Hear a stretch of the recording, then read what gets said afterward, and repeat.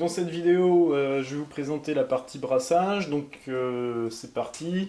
On a donc mis de l'eau à chauffer. Probablement le gros volume. Le brassin va être fait là-dedans. Donc ça va chauffer. On fait chauffer à fond. Et en attendant, on va mettre en place notre infusion en fait de malt, donc qui va nous permettre de donner les petits arômes un peu particuliers à la base de notre extrait. Donc là on va mettre de l'eau qui est clairement en dessous, qui doit être normalement vers 70 degrés si possible, donc en gros vous ne faites pas bouillir. Il ne faut pas le faire bouillir, ça ne va pas vous donner plus, là c'est un peu trop chaud d'ailleurs. Hop. Là c'est juste on amène les arômes, donc hop, on prend un peu d'eau, on va mettre ça dans une casserole avec un petit volume d'eau.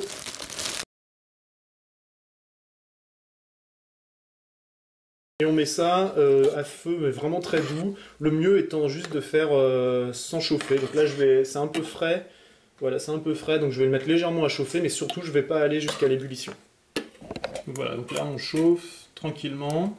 Alors en fait si vous voulez, si vous avez un four qui est bien précis, vous pouvez régler ça dans votre four, vous mettez à 70 degrés, et vous mettez ça dans votre four à 70 degrés avec la casserole, et normalement c'est bon, il n'y a pas de problème. Et vous laissez ça en fait pendant 30 à 45 minutes, ça c'est pareil, c'est si vous voulez plus d'arômes ou pas d'arômes, c'est un peu à vous de voir. 40 minutes ça suffit largement. À partir du moment où vous faites en sorte que ça reste à peu près à 70 degrés. Si, précision importante que j'ai oublié de donner dans les ingrédients. Donc là j'utilise en fait de l'extrait de malt liquide, donc comme vous pouvez voir c'est un sirop très épais, très sucré, super bon. Donc vous pouvez d'ailleurs l'utiliser sur des tartines, c'est super bon. Mais donc là il est liquide, il est fort possible qu'en fait pour des raisons de transport, si vous achetez des choses sur internet, vous n'en trouviez pas. Et à la place, simplement vous trouverez du solide. Donc au lieu d'avoir du extrait de malt liquide, vous trouverez de extrait de malt en poudre. Donc ça, en fait c'est une poudre, ça change pas grand chose, voire pas du tout la recette, c'est juste que vous l'avez sous une autre forme, sous une forme de poudre. Et si vous avez des recettes qui sont avec des indications en extrait de malt liquide, ce que vous trouverez souvent, dans ces cas-là, je vous mets quelque part sur l'écran une formule qui vous permettra de convertir extrait de malt liquide en extrait de malt solide et inversement.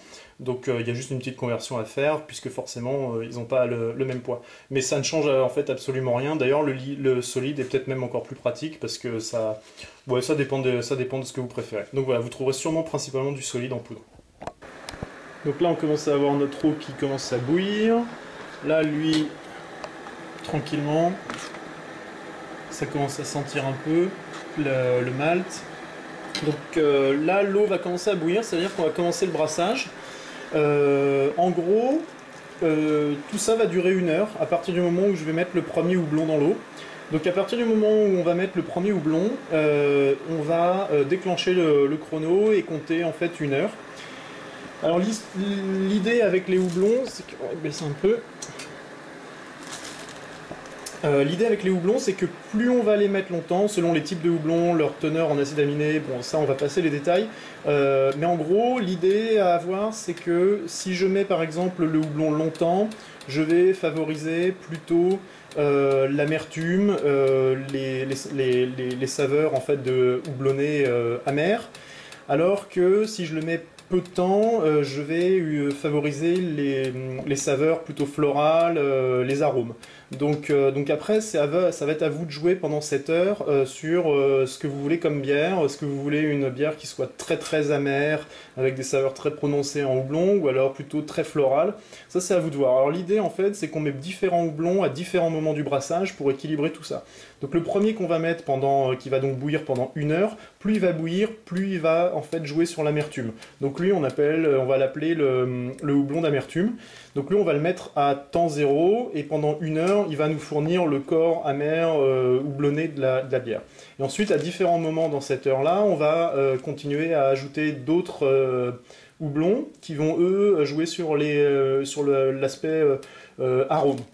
Donc après, c'est à vous de voir. Certains mettent des houblons d'amertume très très fort, marqué, et ensuite ils mettent le houblon tout au long, à tous les quarts d'heure par exemple, pendant le brassage. Certains vont favoriser en fait l'arôme, c'est plutôt ce que je vais faire en fait, je vais mettre plutôt mes autres houblons plutôt en fin de brassage pour avoir cet aspect aromatique, floral très, très, très fort. Mais après, ça va être à vous de jouer avec l'expérience et puis les essais. Donc là, en tout cas, il nous faut quand même forcément un houblon d'amertume. Donc je reviendrai dessus, je mettrai la recette, c'est du Centennial. Là, lui, à partir du moment où je vais le mettre dans le brassin, ça, on commence et on compte 1 heure. Lui, il va bouillir pendant 1 heure. Il faut que ce soit en ébullition pendant 1 heure. Donc c'est parti. On met notre houblon pour l'amertume. Donc c'est le houblon principal. En anglais, on dit bittering hop. Donc c'est lui qui va donner l'amertume. Donc là, on met tout ça là-dedans. Et on fait en fait une grande tisane. Donc là, ça sent tout de suite le houblon. Enfin, si vous aimez pas, c'est sûr que là, il va falloir ouvrir les fenêtres. Et c'est parti, on fait bouillir ça dans 1 heure. Dans 1 heure, on refroidit et on est dans l'évier en train de refroidir tout ça. Et en gros, dans 1 heure, le gros du travail est fait.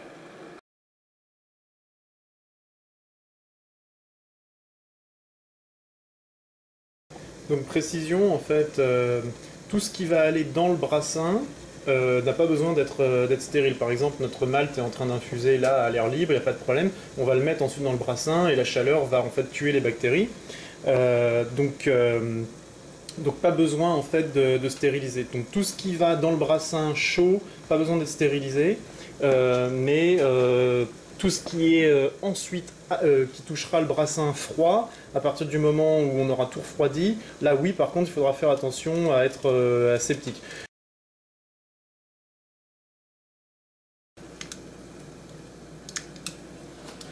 Donc là ça va faire 3 quarts d'heure que le malt est en train de macérer, donc on est toujours chaud, ça va. Donc là on a ça, et ça va donc, le jus va aller dans le brassin. Donc là on va passer le malt avec la passoire, tac.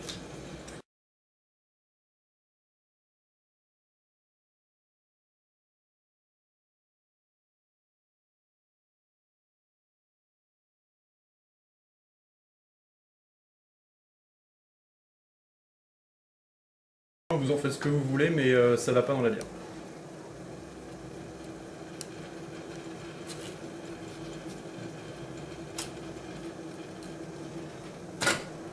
Donc là, ça fait une demi-heure que le brassage a commencé.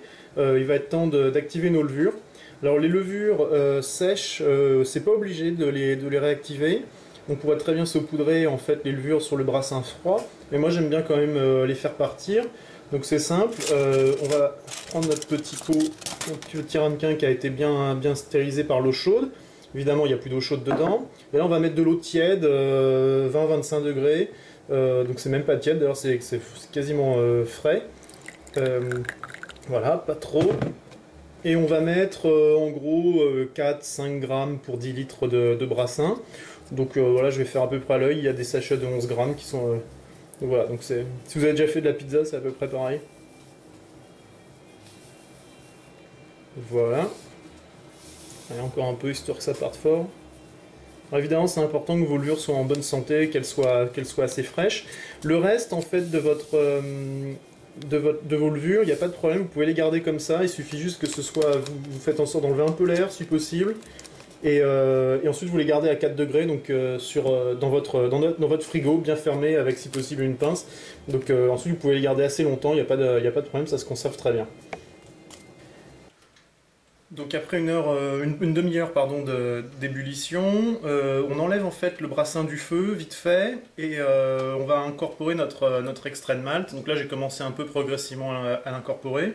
Alors l'idée c'est d'être en dehors du feu parce que si on le met trop vite, il va aller au fond. Ça vous n'aurez pas le problème avec l'extrait de malt solide, mais le liquide il va aller tout de suite comme c'est très épais au fond il va chauffer, il va trop chauffer, ça va faire une sorte de caramel.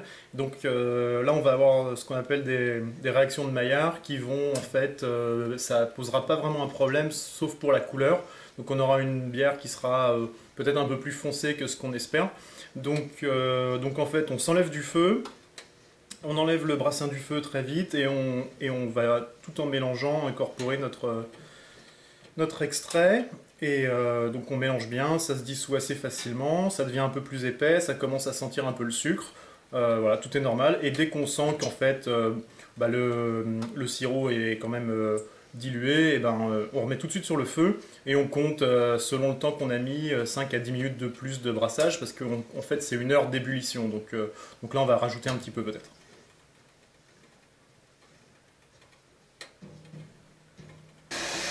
Donc là on va attaquer les 5 dernières minutes du brassage et on va...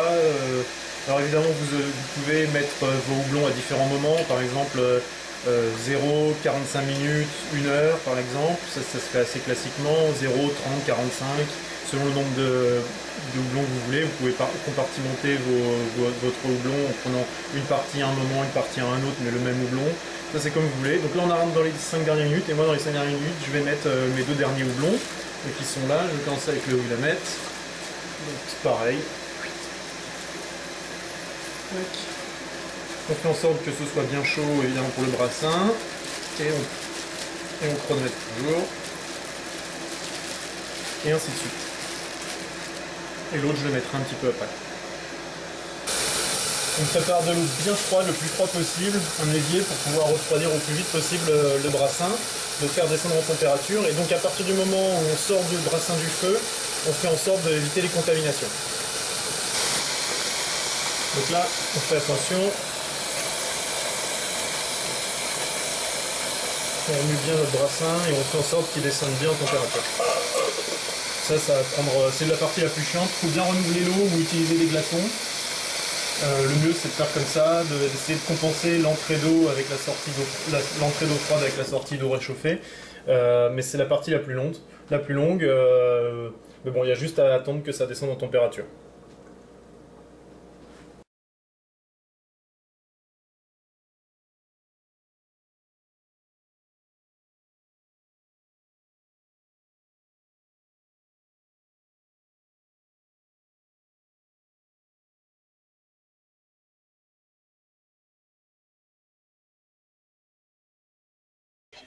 Donc là, notre brassin est descendu à température ambiante, donc c'est bien. On va faire attention. J'ai enlevé avec la passoire qui avait été bien chauffée, brûlée et stérilisée, j'ai enlevé une grosse partie du houblon qui va être ici. Et ensuite, donc on va transverser le brassin dans le fermenteur que j'ai passé au sanitizer. Donc j'ai fait 2-3 litres de solution, c'était bien propre à la base. Ensuite on nettoie bien fort, l'entonnoir également. Et on va passer quand même le brassin à travers le passoire pour éviter que le houblon passe trop dans la fermentation, dans le fermenteur. Et ensuite on va mettre les levures qui sont bien actives. Donc il n'y a pas de problème, on va ensemencer et ensuite le gros du travail est fait. On essuie bien pour éviter de contaminer le brassin quand on va verser avec l'eau qui est pas super propre.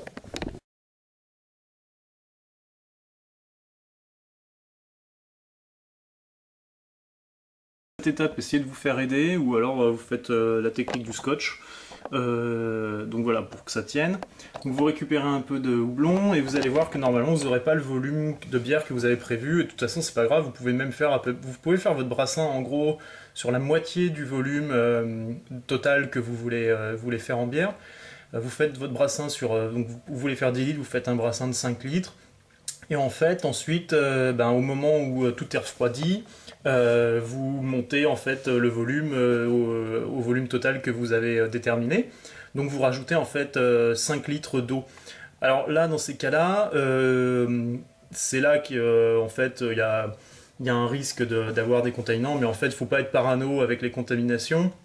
Vous pouvez mettre de l'eau du robinet, froide évidemment, et vous faites le volume qui vous intéresse. Donc là, par exemple, j'aurais pu faire 5 litres de brassin, j'aurais mis 5 litres d'eau, et les risques d'avoir un contaminant sont assez faibles parce que en fait, très vite, ces quelques contaminants possibles, ils vont être en compétition avec des levures qui vont être en pleine forme. Donc en fait, très vite, les levures vont prendre le dessus. Donc ça sert à rien d'être trop parano sur tout ce qui est contamination. Donc là, par exemple, je sais que je dois aller à peu près, je vais rajouter 1 ou 2 litres d'eau du robinet. Pas la peine de la faire bouillir à la base avant. Si vous voulez la faire bouillir et la refroidir ensuite pour compléter, c'est votre choix. Mais en fait, au final, de l'eau du robinet ou de l'eau même minérale en bouteille si vous voulez. Mais de l'eau du robinet marche sans aucun problème et les risques de contamination sont vraiment minimes. Donc je vais rajouter un petit peu d'eau froide et ensuite on va ensemencer avec les levures. Donc les levures sont dans le brassin et on peut voir donc qu'il y a beaucoup de mousse. Donc tout ça c'est dû aux protéines, du houblon. Il y a plein de donc c'est pas encore la fermentation n'a pas encore commencé. C'est pas de la mousse de bière et c'est très bien en fait à cette étape. Il faut pas hésiter à bien remuer son brassin pour qu'il soit bien gorgé en oxygène. Après il faudra arrêter parce que ça pourra affecter les arômes. Mais à ce moment-là, c'est très bien de donner le plus possible d'oxygène, donc bien remuer, ne pas hésiter à faire des bulles et de la mousse quand on verse tout ça. Dernière étape, c'est de mettre le airlock. Donc c'est ce qu'on va faire. C'est simple, il est bien propre, il a été passé avec la solution nettoyante. On ferme, tac, comme ça. On va rajouter de l'eau jusqu'à la limite, mettre le petit capuchon. Et les levures vont pouvoir faire leur travail, produire du CO2 qui va pouvoir sortir sans aucun problème, mais le fermenteur sera coupé de l'extérieur grâce à l'eau, donc le CO2 partira dans un sens, et puis comme ça on est propre, il n'y a rien qui rentre. Donc bah voilà, hein, je fais ça, ça me prend pas forcément trop d'espace, j'en ai même un plus petit fermenteur là-bas, donc ça prend pas beaucoup de place. Donc là, bah, ça y est, j'ai mis donc le airlock, il est prêt. Il y a tout ce qui est nécessaire. Les levures vont commencer à manger tout ça. D'ici 24 heures, ça devrait commencer à devenir plutôt funky là-dedans. Ça devrait quand même y avoir beaucoup d'activité. Ça devrait monter en température un petit peu. Donc on va sentir un peu. On va voir que ça bouge. La fermentation va commencer. C'est des levures L, donc ce sont des levures qui font une fermentation haute sur la partie haute du brassin. Donc normalement on devrait commencer à voir la fermentation commencer, donc on devrait voir production de gaz carbonique assez rapidement dans les 24 prochaines heures. Normalement même au bout de 10-12 heures on commencerait, quand les levures sont bien en forme, on commence déjà à les voir. Et donc on n'y touche absolument plus, on remue surtout pas à partir d'aujourd'hui pendant 2 semaines. Donc voilà, d'ici 24 heures, vous devriez voir votre fermentation commencer. Donc là, clairement, la fermentation a commencé avec une production de gaz qui est à un assez gros débit. Donc la fermentation, elle va durer en gros en 3 jours, le gros du travail est fait. On a très rapidement la formation de mousse sur la partie haute du brassin, ça s'appelle le Krausen, donc c'est normal. Le gros des levures en fait est plutôt sur la partie haute du brassin, et vous pouvez voir qu'à l'intérieur bon, c'est assez actif, donc là normalement on a vraiment, c'est assez explosif, ça doit partir normalement très vite et c'est plutôt bon signe, donc là tout va bien. Il n'y a plus qu'à laisser aller. Donc on est à peu près à la moitié de la fermentation. Théoriquement, une semaine suffit. Là, comme il faisait un petit peu froid, j'ai laissé un peu plus longtemps parce que la fermentation a pris plus de temps, mais la fermentation est tombée. Donc, enfin, le Krausen est tombé, donc la fermentation elle est finie. C'est encore un peu trouble, mais c'est à la moitié de la fermentation, à la moitié des 2 semaines. Donc au bout d'une semaine, vous pouvez faire ce qu'on appelle le dry hopping. C'est-à-dire on rajoute du houblon dans la dernière partie du brassage. Ça va donner un goût assez typique des IPA. Moi, je le fais là sur celui-là parce que j'avais envie d'en faire justement assez fort sur le dry hopping, mais c'est pas nécessaire. Ça, c'est selon votre préférence. Donc voilà, à la moitié, au bout d'une semaine, on peut faire du dry hopping, et c'est simple, c'est comme ça. Hop. On ouvre.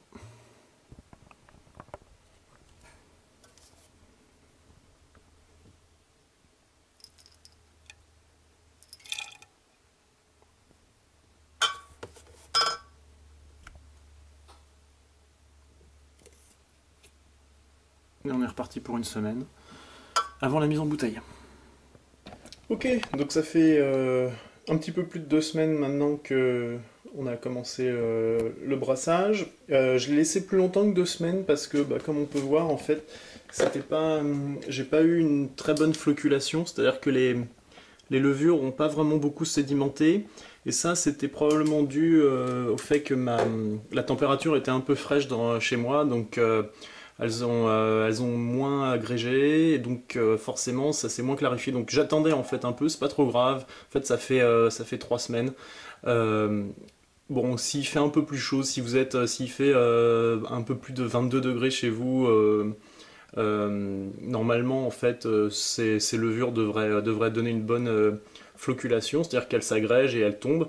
Bon, là, ça n'a pas été très fort, donc normalement, la bière devrait être beaucoup plus claire. Là, c'est un peu trouble, mais c'est pas trop grave. De toute façon, ça va se clarifier même dans la bouteille. Et puis, ça change pas le goût, ça change absolument pas. C'est juste une question d'esthétique. Mais bon, là, voilà, ça restera comme ça. Je m'en fous un peu. Si à la limite vous avez un problème avec ça, prenez des Nottingham pour des températures comme ça. Moi je pense qu'il faisait 20, 21. Elles donneront une meilleure floculation. Donc là l'idée c'est de préparer tout, c'est-à-dire préparer de quoi transférer votre bière, parce que maintenant c'est de la bière, euh, dans un contenant qui a été bien nettoyé, bien propre. Vous avez également préparé le matériel qui vous permettra de faire le transfert. Vous avez préparé en fait vos bouteilles qui sont bien propres, très propres, et qui ont été soit nettoyées avec soit de l'eau bouillante, soit de la javel que vous avez diluée et ensuite que vous avez rincé abondamment, soit un produit qui peut permettre de bien nettoyer, d'enlever si vos bouteilles sont bien propres, ça tuera la plupart de ce qu'il faut tuer, et ensuite vous n'avez même pas besoin de rincer en fait.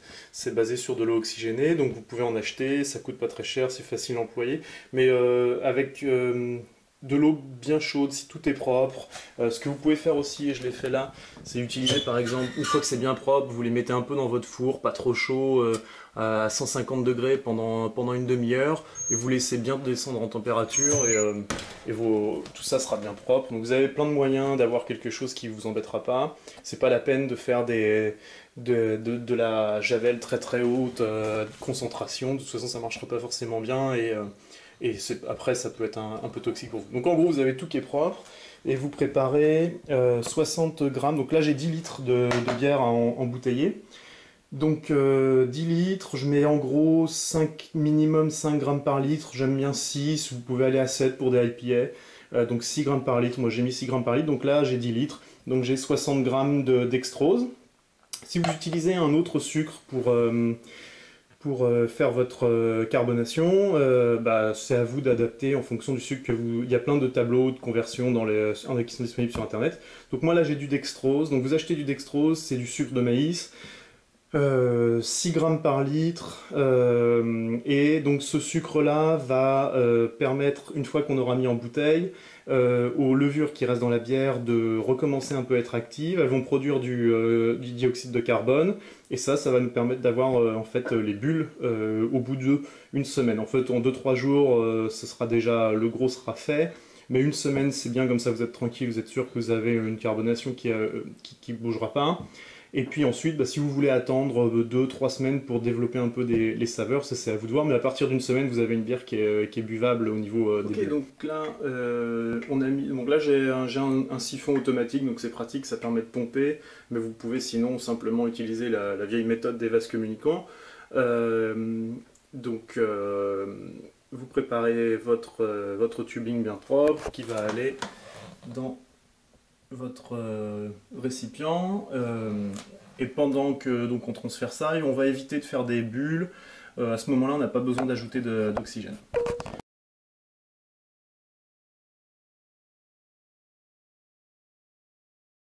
Là, on va même carrément rajouter comme ça. Maintenant, ça pourra le dextrose, comme ça pourra bien se mélanger. Parce que je sais que mon récipient fait exactement 10 litres.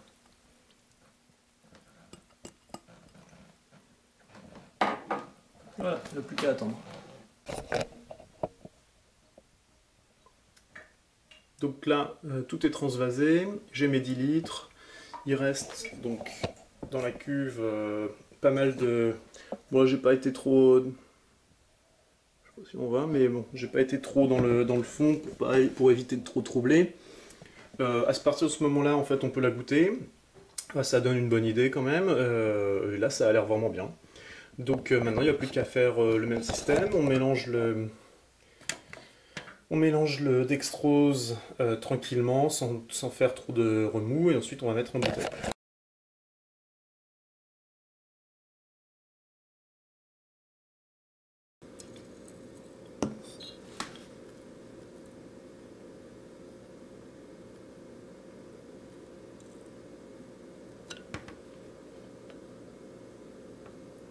Et ainsi de suite.